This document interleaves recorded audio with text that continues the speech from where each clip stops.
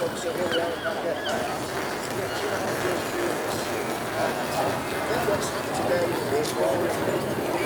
Today is Home Secretary, who her job, Becky's job, is to Becky's job.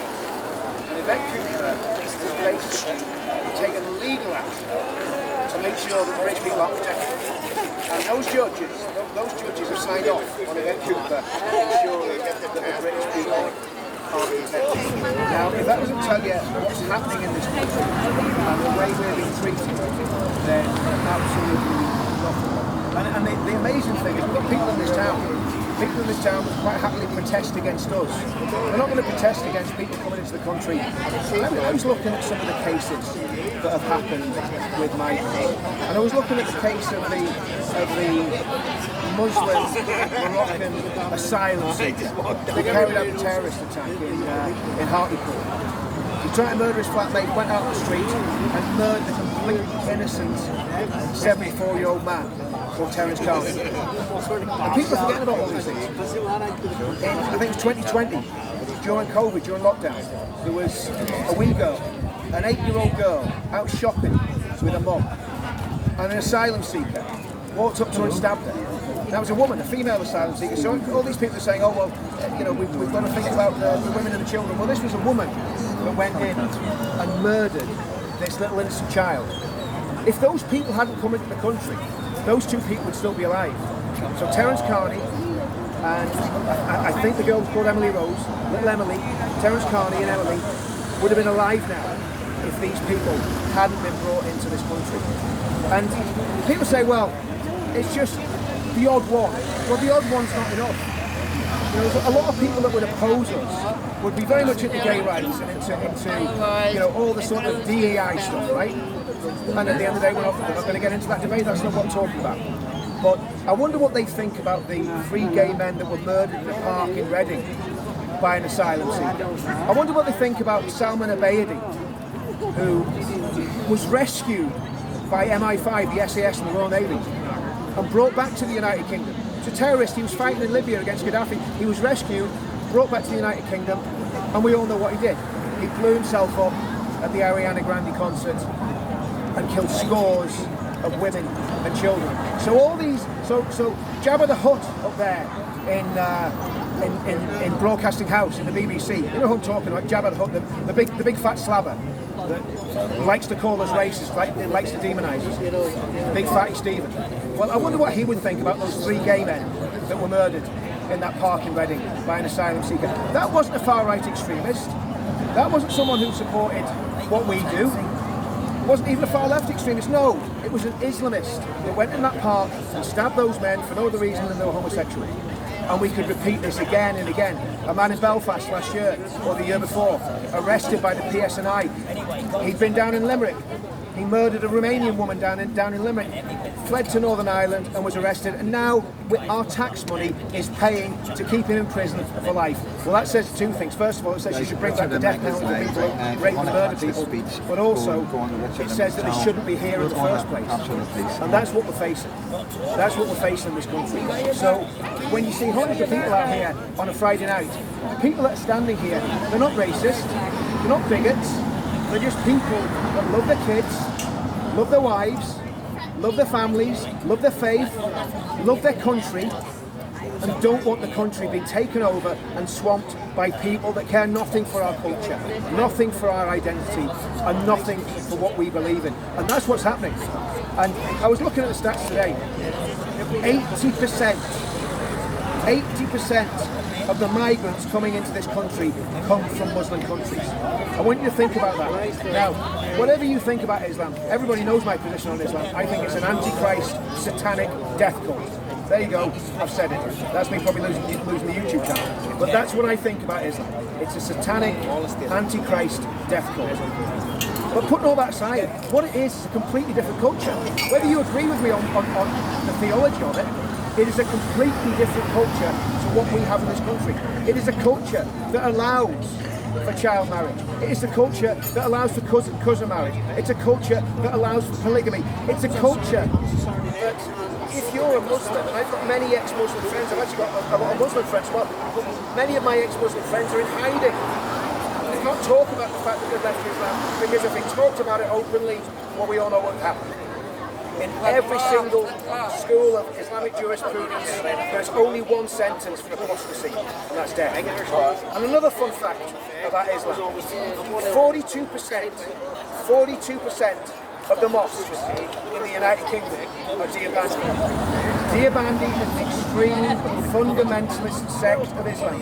The Deobandi madrasas in Pakistan are the ones that sent the young Khan fodder across the border to fight for the Taliban, to join Al-Qaeda, etc., etc. 42% of British mosques are Deobandi. 8% are Salafi. 2 to 3% are Maududi. That means over 52% of mosques in the UK are extremists. They're the facts. And I think if people are brutally honest, and this is where there's someone driving past calling us losers. I wonder would she say that if her daughter was dragged off by one of these people? I wonder if she'd say that if her kid was in a school where there was some sort of horrendous attack. You know, in this town in Bangor, I think we came very, very close within the last fortnight. I'm not going to go into details because it's a live case, but I think we could have been sitting looking at a Southport situation. And that's all I'm going to say about that. But when you look at what potentially could have happened in this town 2 or 3 weeks ago, this could have been a town in mourning now, and thankfully it's not. And you've got to pay credit to the PSNI. The PSNI actually got involved, and they arrested the man. And again, I'm not going to say any more about it, but there was an arrest made, and it took a SWAT team to arrest the guy. So what does that say about the sort of person it was? So we're going to keep doing this. We're going to keep doing this until we win. And I'm more hopeful now than ever. You look at what's happening in England, because the reality is, us doing it in Northern Ireland is going to have some effect. If the whole of England's with us, and believe you me, the likes of Tommy and myself and many others have fought this in England for years. We were demonised, we were ostracised, we had our businesses ruined, we had our reputations ruined for standing for truth. But now the whole of the country, I believe, is starting to come with us. The whole of the country is standing up. You look at that flag protest in England, and I was laughing last week, you know, we've been putting up flags here for 40 years. So, you know, they're a bit late in catching on in England. But one of my best mates across in England, he's behind the flag. He was one of the founder members of the flag protest. They reckon they put 1 million flags up in a week. Just think about that. 1 million England flags in 1 week. And England was waking up. And what I want to say this, because I'm going to cut this off in a minute, but I want to say this, I'm not going to cut it off just this film, but the 13th of September, is a seminal moment in British history. And if you can get to London on the 13th of September, get there. It is going to be the biggest patriotic demonstration that England has probably seen since the end of the Second World War. And I'm not kidding when I say that. Nobody's ever put anything on like this. It's going to be absolutely phenomenal. The lads were putting the final touches to the walk round today with the police. Tommy was down there. It's going to be an absolutely fantastic event. So if you can get there on the 13th, get there. If you can't get there, then what I'd suggest is just make sure you watch it on the internet. Make sure you support it. And in fact, if you can't afford to go there, or if you can't get there, just support it. Just support the event, because the event needs support. It needs your support. So the 13th is a massive event. Jordan Peterson's going to be speaking, Ant Middleton's going to be speaking. There's some fantastic music going to be played. It's going to be an event of a lifetime, literally. So get there.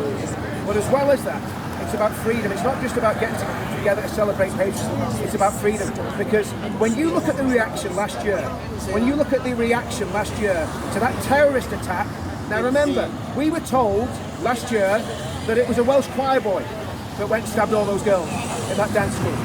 We were completely gaslit and lied to by the government, and our government has not been called to account over that. I want you to think about this. Those three little angels that were murdered by that monster, if his parents had not come to our country, those 3 little girls would be alive. It's as simple as that. And all this nonsense that they put out at the time that it wasn't a terrorist attack. Think about the evidence. He had an Al-Qaeda manual in his bedroom. Do you have an Al-Qaeda manual in your bedroom? I don't. Al-Qaeda manual in his bedroom. He made ricin. Do you have ricin sitting under your bed? I don't. He'd been watching ISIS beheading videos like it was going out of fashion. And apparently, and this is what Tommy told me, he was told when he was in Belmarsh prison, Tommy told me that Axel Rudabakana was a Muslim convert. He was going to mosque in Belmarsh. And yet they're saying, first of all they said it wasn't a terrorist attack, first of all they said it wasn't a terrorist attack, and then they had the audacity to say, oh well, it was nothing to do with Islam. I don't believe them on any count. I don't believe them on any count. And the interesting thing here tonight, we've got I don't know how many police cars down here, vans, they're all over the place. I thought it was in the film set for Heat 2. I thought it was a bank robbery going on when I got down here. There was that many cop cars here. But no, they're here because there's peaceful protesters here. Now, it's going to cost the police, and we're going to keep doing this, and the numbers are going to continue to grow, because what the government has done today, there couldn't have been a worse decision. When Yvette Cooper took that case against the people against Epping Council, who got the hotel closed, the hotel was going to close. And what Yvette Cooper has done, she has literally taken a gallon drum of petrol and poured it right on the bonfire that's England. So I expect the protest this weekend to be 10 times the size. I expect people to be out in the streets all over the country. And this is growing, it's growing in Northern Ireland, it's growing in the Republic fans. And you know the other thing about this?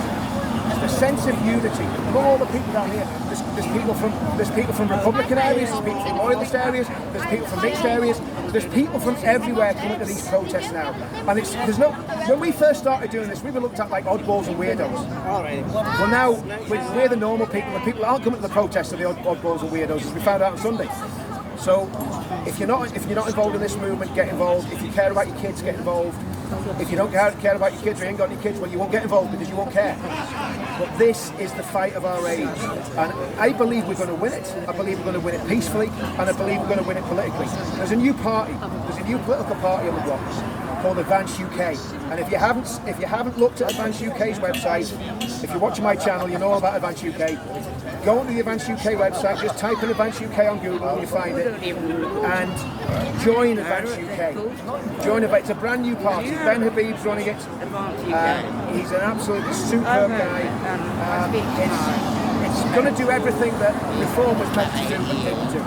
And there's an amazing team behind it. Tommy Robinson's supporting it, I'm supporting it, and it's the last chance we've got to do this politically. If we don't do this politically at the next general election, I can guarantee you that in the next few years we'll be in big trouble. Anyway, I'm going to do some more filming, and we'll keep this going for a wee while.